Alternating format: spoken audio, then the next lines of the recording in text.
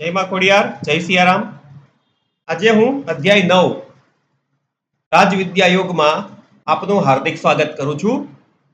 સપ્તમ તથા અષ્ટમ અધ્યાયમાં શ્રી કૃષ્ણ પ્રગટ કરે છે કે ભક્તિ એ ભગવાનને પ્રાપ્ત કરવાનું સરળતમ માધ્યમ છે અને તે યોગનું ઉચ્ચતમ સ્વરૂપ પણ છે। 9મા અધ્યાયમાં તેઓ તેના પરમ મહિમાની વ્યાખ્યા કરે છે, જે અહોભાવ, આદરભાવ અને ભક્તિને પ્રેરિત કરે છે। તેઓ એ તથ્ય પ્રગટ કરે છે કે તેઓ ભલે અર્જુન સમક્ષ સાકાર રૂપે ઉપસ્થિત છે, પરંતુ તેમને મનુષ્ય રૂપી માની લેવાનું વિપરીત અર્થઘટન કરવું જોઈએ નહીં। તેઓ સ્પષ્ટ કરે છે કે તેઓ માયિક શક્તિથી પરે સર્વોપરી સત્તા છે તથા કેવી રીતે સૃષ્ટિના આરંભમાં અસંખ્ય જીવ સ્વરૂપોનું સર્જન કરે છે, પ્રલય સમયે પુનઃ તેમને વિલીન કરે છે અને પુનઃ તેમને સૃષ્ટિમાં આગામી ચક્રમાં પ્રગટ કરે છે। જે પ્રમાણે સર્વત્ર પ્રવાહિત પ્રચંડ વાયુ સદા આકાશમાં જ સ્થિત થાય છે, તે પ્રમાણે સર્વ જીવો તેમનામાં વાસ કરે છે અને છતાં તેમની યોગ માયા શક્તિ દ્વારા તેઓ તટસ્થ નિરીક્ષક અને આ સર્વ પ્રવૃત્તિઓથી સદા અલિપ્ત તથા વિરક્ત રહે છે। ભક્તિનું એકમાત્ર લક્ષ્ય કેવળ ભગવાન જ છે એમ સ્પષ્ટ કરીને શ્રી કૃષ્ણ હિન્દુના અનેક દેવી દેવતા અંગેના મિથ્યા ભ્રમનું સમાધાન કરે છે। ભગવાન જ સર્વ જીવોનું ધ્યેય, આધાર અને આશ્રય તથા વાસ્તવિક મિત્ર છે। જેઓ વેદોના કર્મકાંડોના અનુષ્ઠાનો પ્રત્યે રુચિ ધરાવે છે તેઓ સ્વર્ગલોક પ્રાપ્ત કરે છે, જ્યારે તેમના પુણ્ય કર્મો ક્ષીણ થઈ જાય છે ત્યારે પૃથ્વીલોકમાં પાછા ફરે છે। પરંતુ જેઓ પરમ પુરુષોત્તમ પરમાત્માની અનન્ય ભક્તિ કરે છે તેઓ તેમના ધામમાં જાય છે। આ પ્રમાણે શ્રી કૃષ્ણ તેમના પ્રત્યેની વિશુદ્ધ ભક્તિની પરમ ઉત્કૃષ્ટતાની પ્રશંસા કરે છે। આ પ્રકારની ભક્તિમાં આપણું સર્વસ્વ ભગવાનને સમર્પિત કરીને કેવળ તેમના માટે જ સર્વ કર્મ કરીને તેમની ઈચ્છા સાથે પૂર્ણ એકત્વ સ્થાપિત કરીને જીવવું જોઈએ।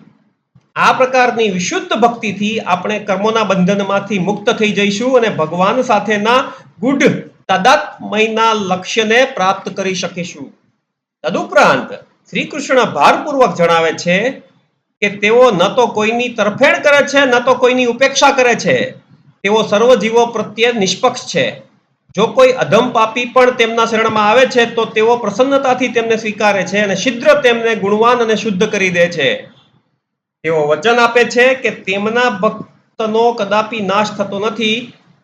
તેઓ તેમની અંદર સ્થિત રહીને તેમના અભાવોની પૂર્તિ કરે છે અને તેમની પાસે જ પહેલેથી પ્રાપ્ય છે તેની રક્ષા કરે છે। આ પ્રમાણે આપણે સદૈવ તેમનું ચિંતન કરવું જોઈએ, આરાધના કરવી જોઈએ, મન અને શરીરથી તેમને જ સમર્પિત રહેવું જોઈએ અને તેમને આપણું પરમ લક્ષ્ય બનાવવું જોઈએ। ભગવદ્ ગીતા શ્લોક 9.1 અને ઉપરાંતના બીજા શ્લોકનું ભાષાંતર હવે આ પ્રમાણે છે। પૂર્ણ પુરુષોત્તમ ભગવાન બોલ્યા કે હે અર્જુન, કારણ કે તને મારા પ્રત્યે ઈર્ષાભાવ નથી, હું હવે પરમ ગુહ્ય જ્ઞાન અને વિજ્ઞાન પ્રદાન કરીશ, જેને જાણીને તું ભૌતિક અસ્તિત્વના દુઃખોમાંથી મુક્ત થઈ જઈશ। આ જ્ઞાન વિદ્યાઓનો રાજા છે અને સર્વ રહસ્યોમાં સર્વાધિક ગહન છે। તેનું શ્રવણ કરનારને તે પવિત્ર કરે છે। તે પ્રત્યક્ષ અનુભૂત ધર્મસંમત અભ્યાસ કરવામાં સરળ અને નિત્ય પ્રભાવી છે। હે શત્રુઓ પર વિજય પ્રાપ્ત કરનાર એટલે કે અર્જુન, જે મનુષ્યો આ ધર્મમાં શ્રદ્ધા ધરાવતા નથી તેઓ મને પ્રાપ્ત કરી શકતા નથી। તેઓ જન્મ અને મૃત્યુના ચક્રના માર્ગે આ સંસારમાં પુનઃ પાછા આવે છે। આ સમગ્ર બ્રહ્માંડ મારા દ્વારા મારા અવ્યક્ત રૂપમાં વ્યાપ્ત છે। સર્વ જીવો મારામાં નિવાસ કરે છે, પરંતુ હું તેમનામાં નિવાસ કરતો નથી।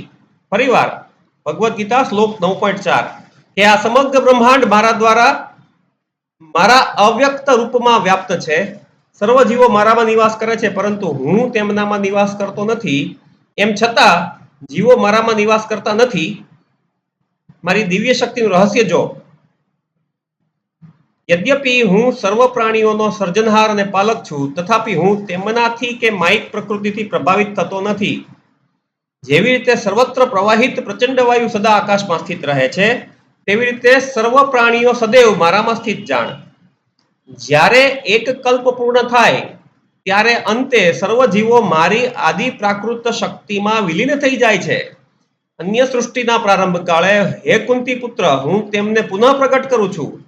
પ્રાકૃત શક્તિ પરના આધિપત્યથી હું પુનઃ આ અસંખ્ય રૂપોની તેમની પ્રકૃતિના બળને અનુરૂપ ઉત્પન્ન કરું છું.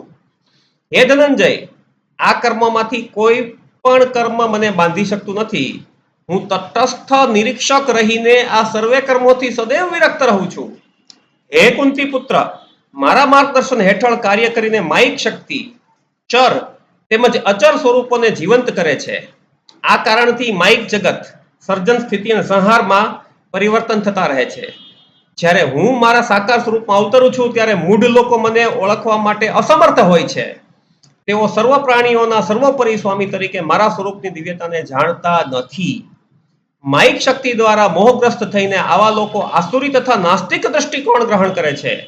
એવી ભ્રમિત અવસ્થામાં તેમના કલ્યાણની આશાઓ નિરર્થક થઈ જાય છે, તેમના સકામ કર્મો વ્યર્થ થઈ જાય છે અને તેમના જ્ઞાનનું સંવર્ધન નિષ્ફળ થઈ જાય છે. હે પાર્થ, પરંતુ તે મહાત્માઓ કે જે મારી દિવ્ય શક્તિનો આશ્રય ગ્રહણ કરે છે અને તેઓ મને શ્રી કૃષ્ણને સર્વ સૃષ્ટિના મૂળ સ્વરૂપે જુએ છે, તેઓ તેમના મનને અનન્ય રીતે મારામાં સ્થિત કરીને મારી ભક્તિમાં લીન રહે છે. મારા દિવ્ય મહિમાનું સદૈવ કીર્તન કરતા, દૃઢ નિશ્ચયપૂર્વક પ્રયાસ કરતા અને મને વિનયપૂર્વક નમીને તેઓ સતત પ્રેમા ભક્તિથી મને ભજે છે. અન્ય મનુષ્યો જ્ઞાન સંવર્ધનના યજ્ઞમાં વ્યસ્ત રહીને અનેક પદ્ધતિથી મને ભજે છે. કેટલાક લોકો મને પોતાનાથી અભિન્ન એક્ય ભાવથી જોવે છે, જે તેમનાથી ભિન્ન નથી, જ્યારે અન્ય મને તેમનાથી પૃથક ગણે છે. વળી કેટલાક લોકો મારા બ્રહ્માંડીય સ્વરૂપની અનંત અભિવ્યક્તિઓની આરાધના કરે છે. એ હું જ છું જે વૈદિક કર્મકાંડ છે. હું યજ્ઞ છું, હું પિતૃઓને અપાતી આહુતિ છું, હું ઔષધિઓ છું, હું વૈદિક મંત્ર છું, હું ઘી છું, હું અગ્નિ છું, હું આહિતિનું કર્મ છું, હું પિતા છું. આ વિશ્વનો હું પિતા છું. હું જ માતા, આશ્રયદાતા અને પિતામહ પણ છું. હું પવિત્ર કરનારો જ્ઞાનનું ધ્યેય પવિત્ર ઓમકાર છું. હું ઋગ્વેદ, સામવેદ તથા યજુર્વેદ છું. હું સર્વ પ્રાણીઓનું પરમ લક્ષ્ય છું. હું તેમનો નિર્વાહ, સ્વામી, સાક્ષી, ધામ, આશ્રય, મિત્ર પણ છું. હું આદિ, અંત અને સૃષ્ટિનું વિશ્રામ સ્થાન પણ છું. હું અવિનાશી બીજ અને ભંડાર છું. હું જ સૂર્ય તરીકે ઉષ્ણતા પ્રદાન કરું છું અને હું જ વરસાદને રોકી રાખું છું તથા મોકલું પણ છું. હું જ અમરત્વ છું અને હું સાક્ષાત મૃત્યુ પણ છું. હે અર્જુન, હું ચેતન આત્મા છું અને જડ પદાર્થ પણ છું. જેમની રુચિ વેદોમાં વર્ણિત સકામ કર્મો કરવાની હોય છે, તેઓ કર્મકાંડી યજ્ઞો દ્વારા મારી આરાધના કરે છે. યજ્ઞના અવશેષ રૂપી સોમરસનું પાન કરીને પાપમાંથી શુદ્ધિ મેળવી તેઓ સ્વર્ગલોક જવાની ઈચ્છા રાખે છે.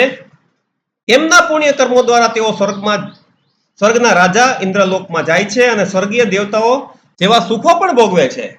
જ્યારે તેઓ વિશાળ સ્વર્ગીય સુખો ભોગવી લે છે અને તેમના પુણ્ય કર્મોના ફળ સમાપ્ત થઈ જાય છે, ત્યારે તેઓ પૃથ્વી લોકમાં પાછા ફરે છે. આ પ્રમાણે જેઓ ઇન્દ્રિય સુખોના વિષયોની કામના હેતુ વૈદિક કર્મકાંડનું પાલન કરે છે, તેઓ આ સંસારમાં પુનઃ અવાગમન કર્યા કરે છે.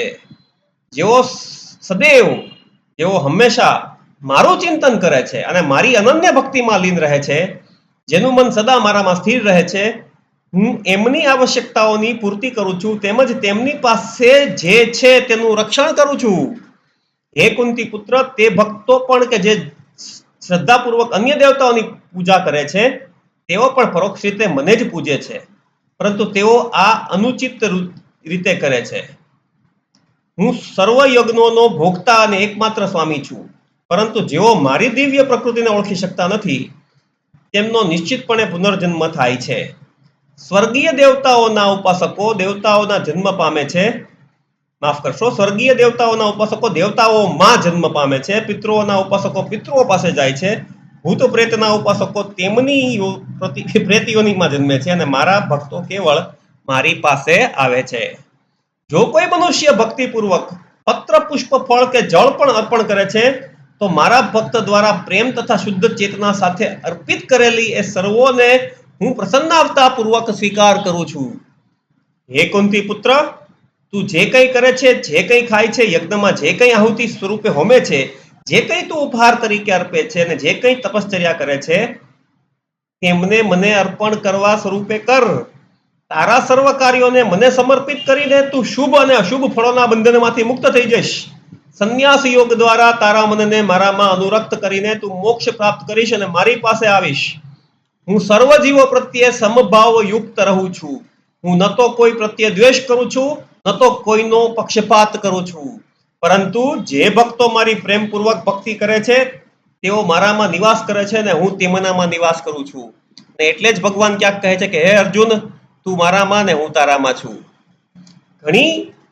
માફ કરશો, અતિ ઘૃણાસ્પદ કર્મ કરનાર અધમ પણ જો અનન્ય ભાવે મારી ભક્તિ કરે છે તો તેને સાધુ માનવો જોઈએ, કારણ કે તે ઉચિત નિશ્ચયમાં સ્થિત હોય છે. તે શીઘ્ર ધર્મપરાયણ બની જાય છે અને સ્થાયી શાંતિ પ્રાપ્ત કરે છે. હે કુંતી પુત્ર, નિર્ભય થઈને આ ઘોષણા કર કે મારા કોઈ પણ ભક્તનો કદાપી વિનાશ થતો નથી.